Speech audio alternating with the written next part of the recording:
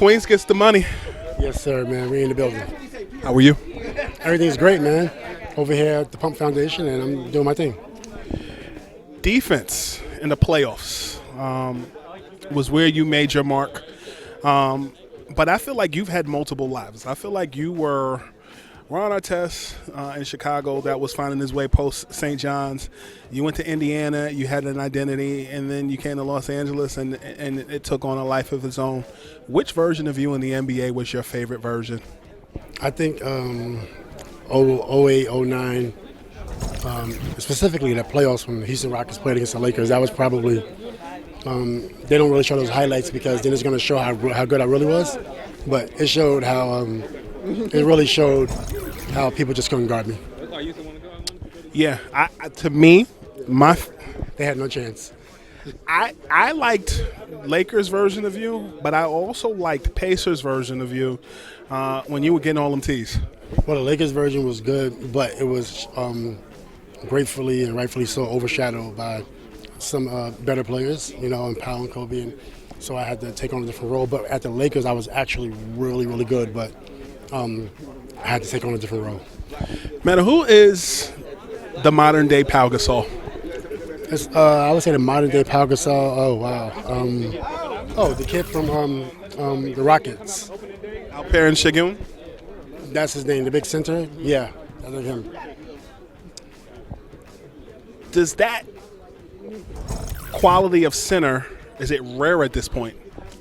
Well, I think the center we have an issue here in America. We were, a lot of our players a lot of our potential pros are in prison. So that's the one thing, because a lot of us were, trying to survive, and then you get involved in the streets. So a lot of our talent is in prison.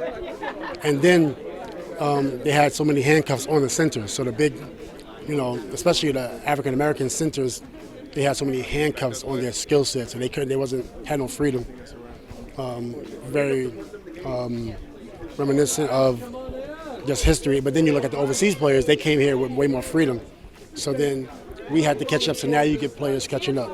So we got to be more. We got to give the players more freedom, and then also to see more, athletic talent. We got to somehow fix the systems. That's going to translate into more players, especially of our descent. Hip-hop and basketball have always been synonymous. I remember seeing Anthony Mason on New York Undercover. I remember seeing early Jim Jones on New York Undercover. What was your introduction to hip-hop? Well, I am hip-hop. I'm from Queensbridge, so I know a lot of people are trying to, they're rapping and they're telling these stories, but MC Shan, Marley Marl, Nas, that's where I'm from, so, we were born into the DNA of hip-hop. Being from Queens, who was the most famous rapper that you met before you became who you are now? Well, I remember I was young and I saw Nas. He was in a minivan with his boy, and then I remember he came out and they said, "Yo, Nas is coming around and say what's up to you." I think I was 15 or 13. It was the first time I ever met him, even though we're from the same hood. And what up, baby? And then I remember he had a diamond bracelet on. I remember being a kid, and I still remember that moment. What did he say to you? I forget exactly what he said, but it was great because I always wanted to meet him, and I was coming up. And then they made it a point, hey, you got to go see Metta. He's on the 41st out of 12th Street, Mob Deep Block. So he took time out of his schedule to come check me out. Nas is definitely the most, still to this day, my favorite. Everybody talks about basketball, Mount Rushmore, but I don't think you get questioned enough about hip-hop. Who do you put on your hip-hop Mount Rushmore? On the hip-hop, I put Nas, I put Shady. Eminem? Yeah. Okay. I'll put Eminem. I'm putting Cannabis. I really love Cannabis. He had an unfortunate bad break, politics. I put LL. Well, the Mount Rushmore is 4, but you give it an all-star team, and I'm interested. I'm going to put Juice from Chicago. Juice WRLD? No, not Juice WRLD. Juice. Oh, yeah. Yes. Yeah, Juice is nice. Yes. People don't know about but real people know about Juice. I don't think I have any more questions, but I guess I actually do have a question. So 50 Cent, you guys are both from Queens.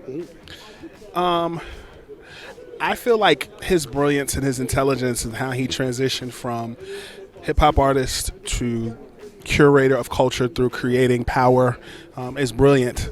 What's in the water in Queens, and what has your interaction been over the years with 50? Oh yeah, 50. I know a lot of people who know 50. I'm from Long Island City. He's from Southside. A lot of friends overlapped. He signed Mobb Deep. Nas almost signed him. He was with the Trackmasters. There's like so much history there. And so the first time I met him, it was an easy what up. It was an easy vibe. And even to this day, when I see him, it's an easy vibe because we know so many of the same people. So he's just 50 and from Queens, and we're like one person removed from each other, like a lot of the times. You're damn near cousins. I mean, we know so many of the same people. Essentially, it will probably be something similar to that. But yeah, I know 50 and great music, obviously, and a great businessman. Always good to talk to you, brother. Okay.